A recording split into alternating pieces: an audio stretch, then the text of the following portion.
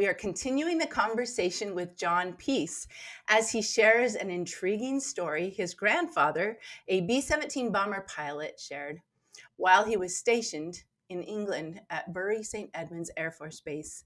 These stories come from John's #1 Amazon best-selling book, A Boy from Cracker's Neck.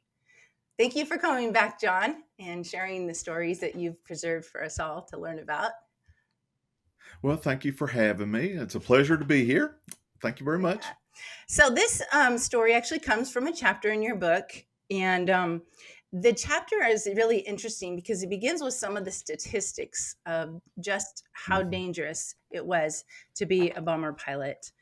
So I'd like to just begin by sharing some of those statistics, and maybe you can kind of give us a little more background.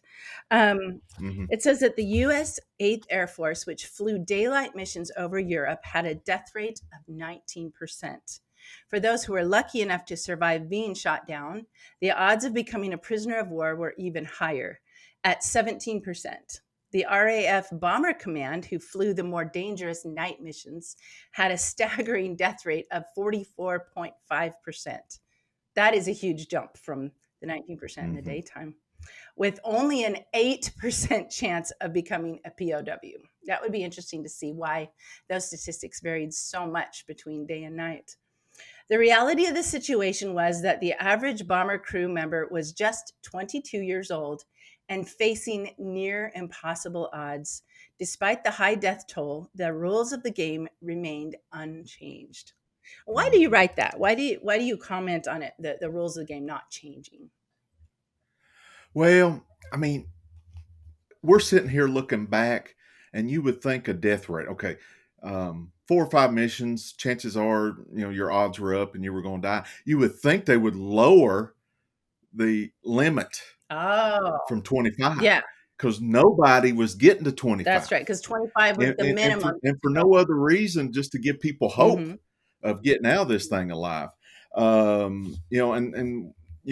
You read the statistics between nighttime and daytime. I did ask my papa about the British flying at night, and one of the reasons why the death rate was even more staggering for them was, this was an era of technology. There was no radar.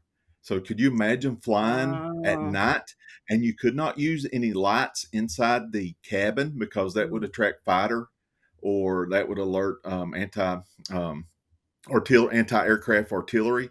So you had to keep your cabins dark, and you were flying at night in formation in the dark. And they're not looking down at the ground. I don't know. Did they ever use the ground for bearing where they were? No, well, especially at night, if it was where they were. Yeah. Well, that was the navigator's job, and through compass and mathematics and navigation that goes all the way back to the Vikings, sailing their ships. But here we are in aircraft. It's almost like they were in between, because I know in our last episode you talked about, or the first one I believe it was, you talked about how your grandpa was watching the television as they were using smart bombs. I believe it was in Operation Desert Storm, and he hops up and he said, "Wow, if we had that technology, we could have won the war just ourselves with one trip." To see that, I think that shows the challenges, and the death rate came from just the lack of technology as much as the danger of those on the ground that were trying to prevent them with or those called shot up the flak. Was it flak that largely caused them to fail to return? That's what they were scared to death of, was flak. And the enemy fighters, did they come up at night? Do you know? Now, the enemy fight, no. So that was why the British would go at night, because they didn't have to combat the. But it wasn't any safer not to have them, apparently, according to these statistics. No. Yeah. And one of the things that, of course, when you watch movies and stuff, it's always their fear was the fighters, and yes, fighters were terrible, and that was a great fear. But what really scared them to death was the flak, because you never knew that was coming. At least with fighter planes that were shooting, at least you felt like you had a fighting chance. Yeah. And you could see it coming. Yeah, literally. Where you're flak, fighting them. There's literally just times where flak, if it was a direct hit, a plane would just blow up. So it was like walking through a field with landmines. You were just, Oh, that's it. just That's an waiting for your interesting chance. comparison. For those who Yeah. fought on the ground and those in the sky, is like having landmines. I like that.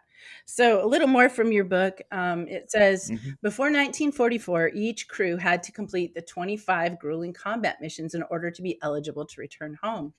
Unfortunately, the statistics of the time showed that each crew member only had a 1 in 4 chance of making it to their 25th mission. This meant that on Hmm. average, each crew member could only expect to survive for about 12 to 14 missions. And then you kind of go into the odds for certain positions, and especially the tail gunner. What was the life Hmm. expectancy for someone who was the tail gunner in a bomber crew? Oh, I mean, it was twice as Mm, dangerous to be a tail gunner. yeah. And I remember one time asking them about that because now they were very susceptible to fighter planes because most of the time the Luftwaffe would come up behind the Hmm. formation because fighter planes were much faster. So, they'd be flying bombers in formation, and then the Nazis would launch their fighter planes so they'd catch up to them. So the first person that was getting shot at was the tail gunner Oh, okay. in most Very cases. So interesting. that's why their That's why statistics, they're, or they were coming up after them, and then it was the belly yeah, turret you have that gunner. next. The ball turret, Yeah. the ball turret gunner was actually even that was in second position, or no, actually, you wrote it's one of Yep. the most dangerous positions Yes. because they're the ones that are underneath the Hmm. plane. But the danger was partly that if the plane was hit, I'm reading from your book again, but he wants to see Yeah. a little bit of the cover there. If the plane was hit and the engines were damaged, it might knock out the turret's electrical or hydraulic system, Yes. trapping him.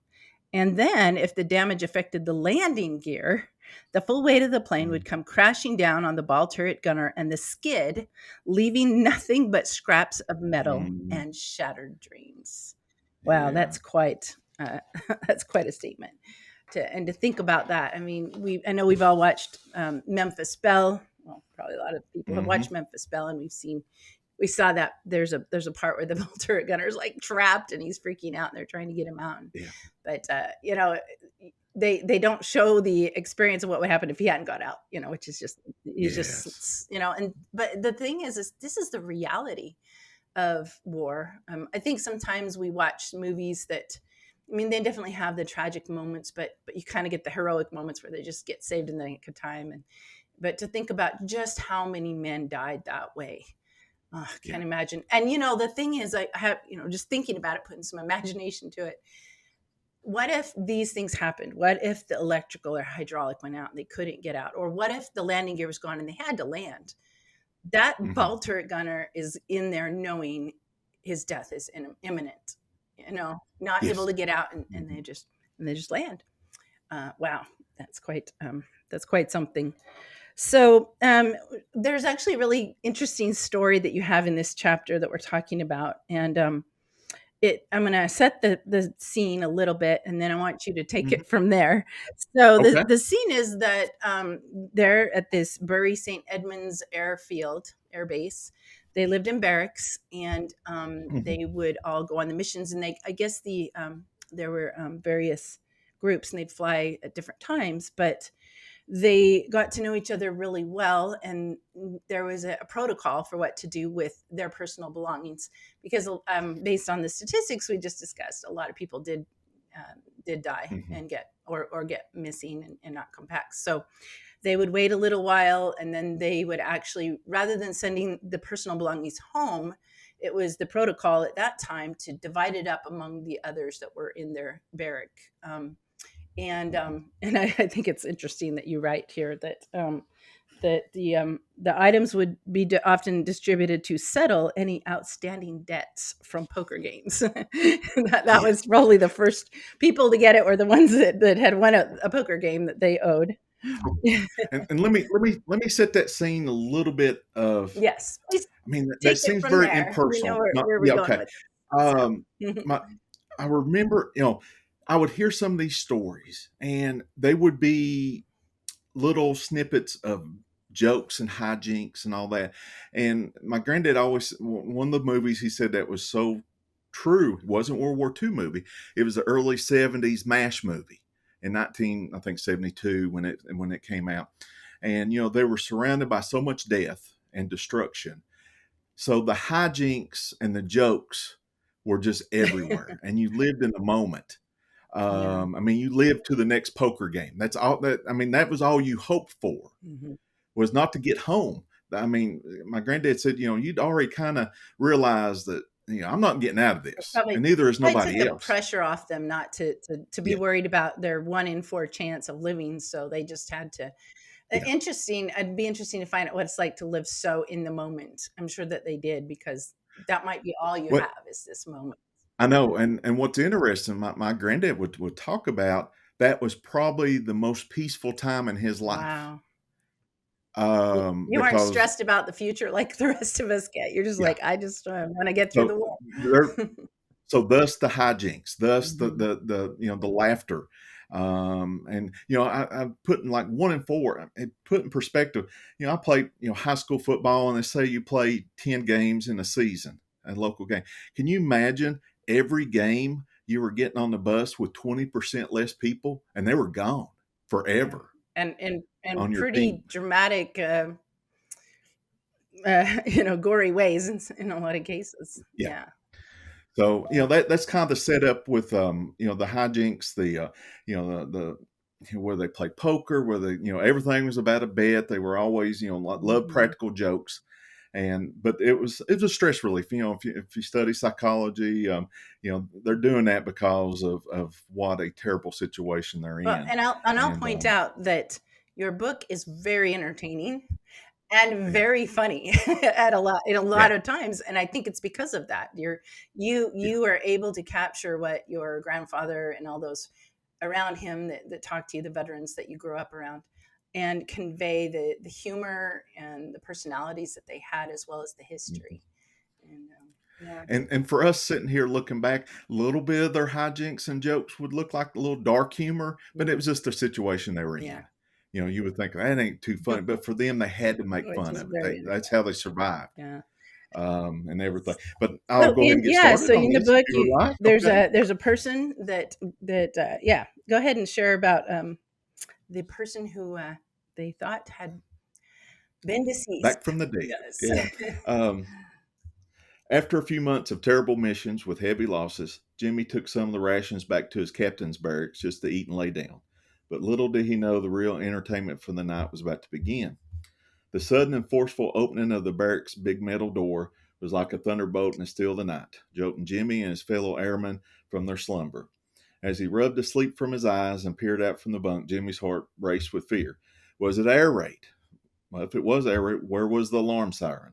But before he could fully comprehend what was happening, the figure of William Masters appeared in the doorway, looking more disabled and exhausted than Jimmy had ever seen him And before. to pause right there, I think we need to set up Yes. that he is William Masterson had been Hmm. lost for how long? Even Months. months Yeah. and months lost, and they had long since divided up his belongings among everybody. Oh, yeah. Yeah, now, And now. and also, William, his name was William. He Mhm, was a bunkmate. He was actually mhm. shared the bunk underneath my So he was papa. right underneath. Yeah. So And so that was the first person over Mhm. there that my granddad kind of formed any kind of relationship, and he didn't come home. Neither, the whole plane didn't come home, and they kept going to the Red Cross. He said they'd have Red Cross type posters where they would show if somebody was labeled a POW in a And German. they'd keep watching for that, Yeah, and then finally you always hope. they'd give up hope enough to go ahead and divide the personal belongings. So Yeah. they'd done this for a long time, watched and watched and watched, and he wasn't showing up anywhere. And so, And I wish I could write down. This is one story my papa would be milking yeah. cows that he would animate. He wasn't big on but he would animate this story over and over. So I'll continue here, boys. You want This is William Masters. Boys, you won't believe what happened to me. William yelled with his voice ringing with excitement and urgency. Got shot down over northern France and had to hitchhike my ass all the way back here. Jim and the others gaped in disbelief as William strode into the barracks, recounting the harrowing tale and survival and determination. They listened in awe as he described his treacherous journey, dodging enemy patrols, relying on the kindness of strangers to make it back to England. And then, with a sudden change of tone, William's expression darkened and he announced another thing. I want all my shit back. And my papa would say he'd just be pointing at everybody because he Just, knew everybody had I his could just stuff. picture your grandpa standing there reenacting him, pointing at everybody, Yes. wanting his stuff back. Yes. Oh, yeah. He was going to get his stuff Yeah. back. He knew. And he cast his gaze around the barracks, fixing each of his comrades with a stern look. I know my personal belongings would have been gobbled up among you fuckers, but I want them all back now. The airman shifted nervously, realizing William meant business because this was a big man. He was a tall, 6'4" man. They scurried to gather up his possessions, returned them to him with sheepish apologies. But as they did so, William couldn't help but let out a chuckle real loud. Relax, boys, he said with a smirk. I'm just messing with you guys. I've been gone for months. I'm sure you need something to remember me by. So he, Yeah. and probably not only they had done that with his belongings, he'd done the same thing with other people's Yeah. belongings. He had, so he knew the drill. The airmen let out a collective sigh of relief, and a few even chuckled along with William. But seriously, though, he continued, I'm starving. Any chance that one of you guys could rustle up some grub? And of course, he's coming in the middle of the night, and the mess hall's not open, so he's hungry. As the night progressed, the homemade hooch started flowing. The mood in the barracks became increasingly light and jovial. William's infectious laughter, devil may care attitude had the men in stitches as they eagerly listened as he shared stories of his adventures with the French resistance. William and Masters, after his B-17 was shot down, found himself in a foreign land and separated from his crew, surrounded by the enemy. Fear gripped him as he fled through the dark, winding streets and the sound of Nazi boots pounding the pavement behind him. The French underground resistance had taken him in, risking their own lives to protect him, but it came at a cost. He had witnessed brutal and senseless deaths of many resistant fighters who'd aided him in his escape. As William made way through the treacherous countryside, he saw the devastation brought by the occupying forces. The smell of death hung heavy in the air, and he knew that at any moment he could fall victim to the wrath of the Nazis. But he pressed on, driven by the desire to return home to bury St. Edmonds and his comrades in arms. Despite the dangers, the resistance smuggled William across the border and back to England. As he landed on the English soil, he fell to his knees, overcome with emotion and gratitude for those who had risked everything to save him. He looked back across the channel, thinking of the lives lost and the bravery of those who had fought against the Nazi oppressors. William would never forget the sacrifices made by the resistance fighters who gave everything to protect their fellow man from the horrors of war. But what really got everybody's attention was William's tales of the beautiful French women that he had encountered during his time with the underground resistance. And of course, my granddad would animate that too. Oh my goodness. Yeah. The men roared with laughter as he regaled with the stories of romantic escapades. You can imagine this is getting into tall tale stuff now. Oh yeah, And like close calls, got each this one more fish. Yeah. outrageous than the last. Yeah. Jimmy couldn't help but smile, feeling grateful for the bond they shared. And this is where the moments of joy, they experienced together. Happiness, amongst what they were going through at the time. As the night wore on, the group became more somber as William recounted the harsh realities of war. They'd mourned the loss of their comrade Jeb, the tail gunner on William's B-17, who had already been shot. He was already killed before they even bailed out, so they knew he was dead at that time. He was shot by a Nazi fighter before the rest of the crew had bailed out. They raised a glass in memory, and in that moment, Jimmy was filled with a sense of comrades and brotherhood that transcended all else. Despite the horrors they faced each day, they were bonded together by their shared experiences and their unwavering determination just to see their mission through. Yeah. And this is, of all the stories I heard from all these men in here, this was probably the only one that really was completely, it was about fun. It was about a good ending, because all the other stories, there was moments of laughter and stuff, but there was always this undertone of sadness, of loss. So this was the one happy story and completely happy story. Well, in you the have a book. few other happy stories in the book that I'm sure we'll be sharing soon, but I really love that one because of just, the way that you write it too. The title of this chapter is Surprise at 2 a.m. Um, we gave it a little different title here for YouTube just to intrigue y'all to wonder who's coming back from the dead. But yeah, it's such a great story, and we'll be sharing more like it in the upcoming episodes. So for all of you watching, be sure to like and subscribe to this channel to learn more um, um, exciting, inspiring, and historically important stories.